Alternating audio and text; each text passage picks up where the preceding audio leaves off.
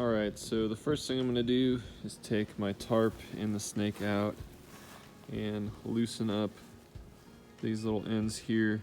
Doesn't really matter which end is the head, which end is the foot. So I'm going to get mine going on this side, and I'm going to put my tarp line just above my ridgeline, but then it's going to go below my tree straps on the tree, somewhere around here. Just depending how you want it. I'm gonna probably put mine relatively close down to my hammock, just to try to hold that warm air in a little better, because it is still sleeting and kind of wet stuff coming out of the sky. So I'm gonna do that just to try to keep that draft down, block me from any kind of wind or whatever, and hold the heat in. So I'll show you when it gets back up. All right, the next step is to get that ridge line nice and tight. Presumably you'll have another tree and not a house. And we've got these little line tensioners on the end, these plastic ones. They're a little tricky. You gotta basically make sure the line is on top of itself to get it nice and tight, but pull those on each end. And it should be just like, maybe 10, 12 inches past your hammock end there on each side. So just try to get it nice and centered. Mine's about a foot-ish above the hammock ridge line there. But that's about where I'll try it. That's not real critical.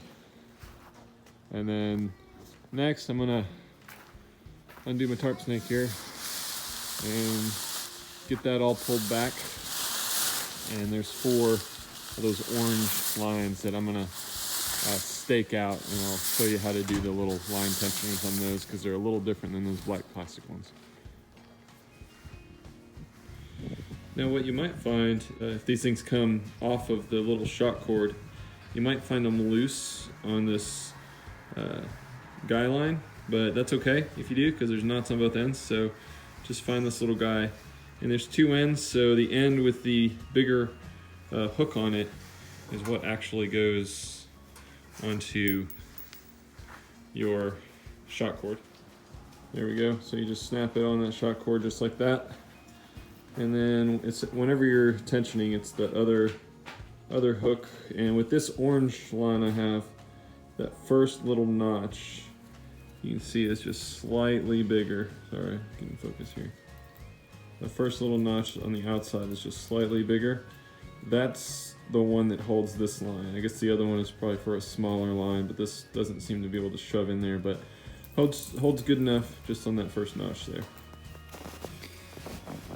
Now I'm going to go back in time, because I forgot to show this part now that it snowed, and show you how to do these little line locks. So it's pretty simple, but it's going to be already through the hole there, and I like to kind of cinch it down and just hold it like with my left hand here.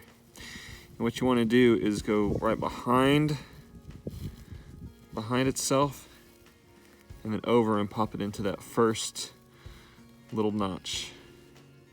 So I'll do that again. I'll cinch it up tighter this time. Cinching it, go behind it, and then through, and you're good to go. That will hold, and it did not give way all night. For me, it got pretty windy. So that's that. All right, so now I'm going to try to demonstrate how to set this thing up in porch mode with these little shock cord ends on it.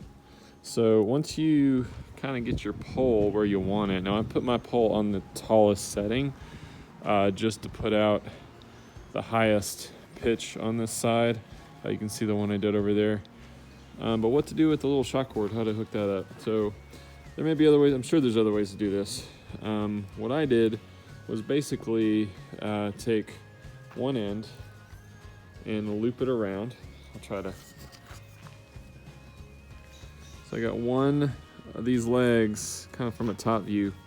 You can see one end looped around, and then I'm going to take this other end here and loop it around as well, and you'll see that I'll be left with, I'm going to try to get the pole close to the tarp, so I'll be left with a little section here to then clip my little LoopAlien onto. I'll show you what that looks like when I'm done. And there you have it.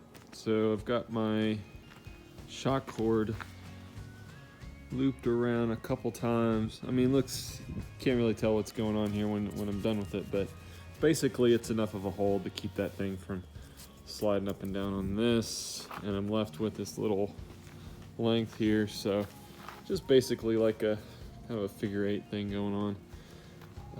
Then I got it in my little LoopAlien right there, line locked, just like on the other side. And so if I want to get out of tarp mode, I'll just loosen that up, pop that pole out, and I can cinch it up. Also, I like to step on the little mud cup to actually get that tip into the ground so it doesn't go anywhere. And there you go. Porch mode in the hammock. So I've got the other side blocking the wind, hopefully most of it. Trying to cover as much of the bottom of that underquilt as possible. I may actually bring it in a little bit lower. But yeah, that's what she looks like.